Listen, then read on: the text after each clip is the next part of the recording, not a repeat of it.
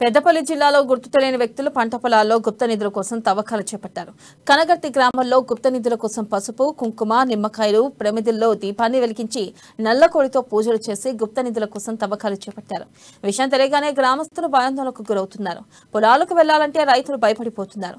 గతంలో కూడా ఇదే గ్రామంలో గుప్త నిధుల కోసం తవ్వకాలు చేపట్టారని గ్రామస్తులు అంటున్నారు. అయితే ఈ తవ్వకాల్లో బంగారం లంకెబిద్దులు దొరికాయని గ్రామస్తులు చర్చించుకుంటున్నారు.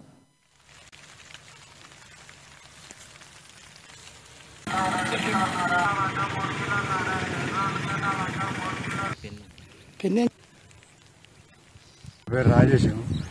నేను నార్మల్ ఇల్లు పెడతానని వచ్చేవారుగా తగ్గున్నది. తగ్గున్న వాళ్ళే ఆయన మొరం తవ్వేరు ఇన్ని రోజులు లేదని చూసేవారికి ఏంది తగ్గున్నది. తగ్గి కుడిపీరు ఆల్రెడీ ఇదేంటి తగ్గి కుడిపీరు అని ఆయన ఇంటికి ఫోన్ చేసి ఆ భూమి వాళ్ళను రమ్మన్నా. వాళ్ళు వచ్చి చూసుకొని పోయినాక తెల్లారి పోలీసులు వచ్చి చూసి కుంకుమ పసుపు వేసి ఉదిపచ్చిన మనిషి ఉండేది.